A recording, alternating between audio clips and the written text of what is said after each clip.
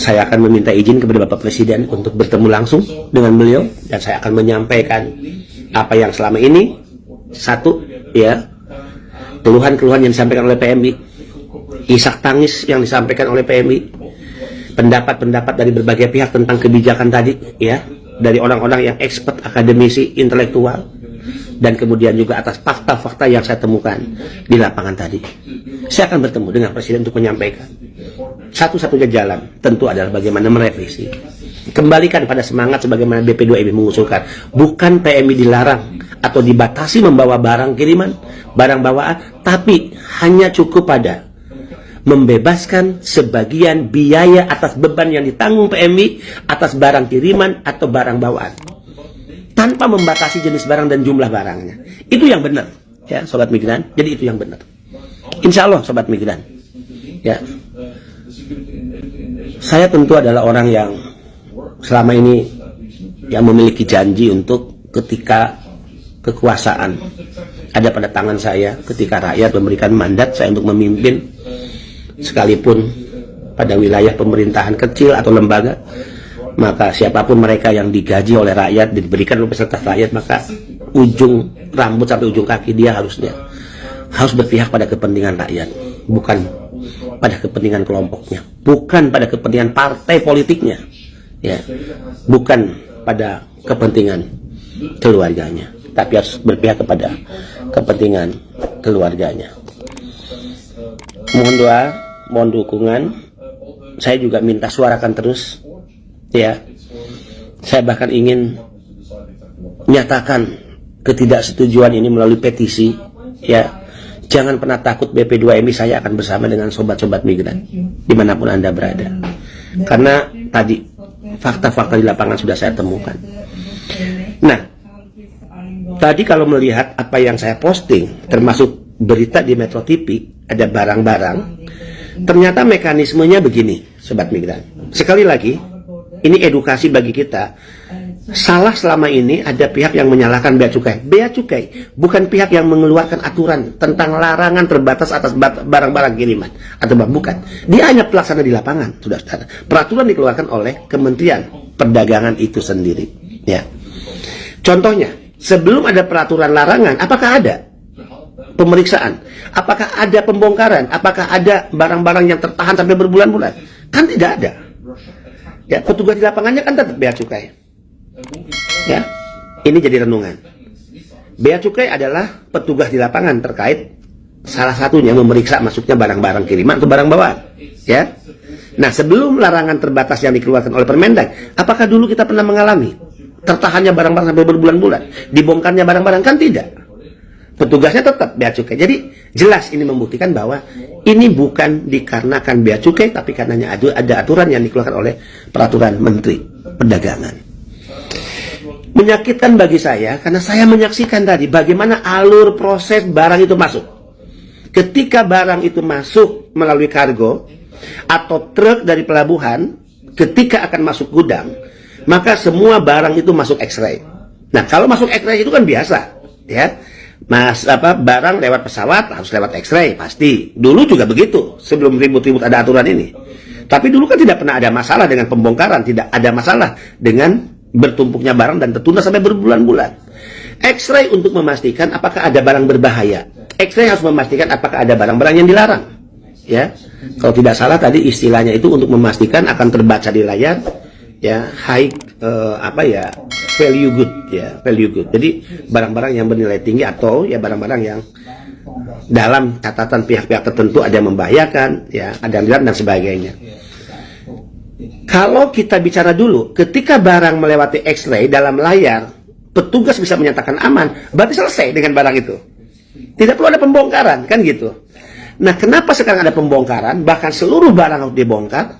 Sekali lagi, bukan karena mau-maunya Bea Cukai, tapi karena ada peraturan tadi yang memaksa Bea Cukai melakukan itu. Saya berani mengatakan bahwa Bea Cukai adalah korban. Perusahaan jasa titipan juga adalah korban dari peraturan itu, selain pekerja migran Indonesia dan keluarganya. Seperti apa korbannya, saudara-saudara? Dengan barang yang masuk, ya, baik itu kiriman, katakan kita bicara kiriman, dengan adanya larangan terbatas Permendag 36, kan dibatasi. Ketika satu koli misalnya, atau satu dus barang kita, kalau dilihat ini milik PMI si A, yang menurut peraturan dia dibatasi bahwa baju sekian, bahwa itu, ini besar nih barangnya, sehingga otomatis itu yang memaksa dia dibongkar.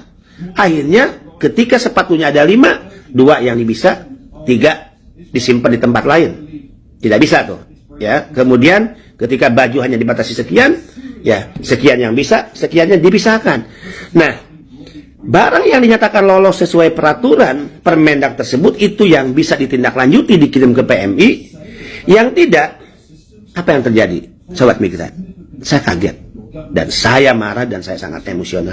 Barang-barang itulah yang nanti kebijakannya ada 2. 1, dikembalikan kepada PMI di negara penempatan, ya. Itu pun waktunya tidak mudah dan biayanya juga tidak murah. Gila nggak nih? Kalau itu tidak dilakukan, maka dimusnahkan. Ini lebih gila menurut saya. Kita membeli barang itu dengan mengumpulkan uang dari keringat dan darah kita bekerja di luar negeri. Dan selama bekerja di luar negeri kita puasa untuk bertemu dengan orang-orang tercinta. Kita berani meninggalkan orang tua, ibu, bapak, istri, anak, suami tercinta. Kemudian dari uang yang kita sisihkan, kita tabung, akhirnya kita belanjakan agar, ya, itu menjadi oleh-oleh keluarga, tiba-tiba dimusnahkan. Siapa yang nggak marah? Saya marah. Rasa kemanusiaan saya tersinggung. Rasa keadilan kita, ya, kita merasa dirampas oleh kebijakan yang menurut saya keliru, ya. Sekali lagi saya berani menyampaikan ini terbuka, sekalipun saya tahu, ya, saya juga adalah pejabat negara yang tentu pernyataan saya dan ketidaksetujuan ini akan mengandung resiko politik. Nggak perlu dikhawatirkan, saya petarung, ya, dan saya mewakafkan diri hidup untuk rakyat. Jadi kalau karena pernyataan saya ini kemudian mengandung resiko politik bagi saya, itu adalah hal yang biasa, ya. Itu adalah bagian dari perjuangan hidup yang resiko itu harus berani kita ambil, ya. Kalau Anda ingin menjadi pemimpin, kalau Anda ingin menjadi, ya, pejuang bagi rakyat, maka jangan pernah takut dengan resiko. Resiko apapun harus berani kita ambil, ya. Nah, jadi ketika barang-barang tadi dengan terpaksa harus diperiksa karena memang harus memisahkan dengan terpaksa barang mana yang bisa sesuai jumlah yang diatur, jenis apa yang sebagaimana yang diatur, dengan kelebihan dari barang-barang yang diatur dan jenis barang yang diatur. Sehingga tadi kita lihat, ya, di gudang JKS yang pertama, bagaimana barang-barang itu yang telah dibongkar. Kan ada pertanyaan tuh dari sobat migran, ya kenapa nggak dibongkar, kan udah melewati X-ray. Betul, idealnya adalah begitu. Idealnya seperti dulu, kalau dia sudah lewat X-ray aman, nggak perlu dibongkar. Ketika barang siapapun, penumpang manapun, ya, tidak ada pembedaan, ketika dia masuk, tertangkap layak X-ray, ada barang yang dianggap high value good tadi, ya, barang-barang yang dianggap dilarang, ya, melanggar, atau karena ada masukan dari pihak intelijen dan sebagainya, maka wajib dibongkar. Tapi kalau tidak, jalan, segera kirim, ya, ke alamat tujuan. Nah, sobat migran, mudah-mudahan penjelasan ini, ya, bisa memberikan pencerahan bagi kita semua bahwa ada situasi yang sangat tidak menguntungkan dan situasi ini harus berani kita katakan berhenti, ya, berhenti. Tidak boleh berlanjut, tidak boleh terus, tapi pemerintah harus mengambil kebijakan revisi Permendag dan barang-barang yang sekarang tertampung. Keinginan saya, walaupun kewenangannya bukan tangan saya, keinginan saya adalah lepas dan segera distribusi ke alamat-alamat para pekerja migran Indonesia.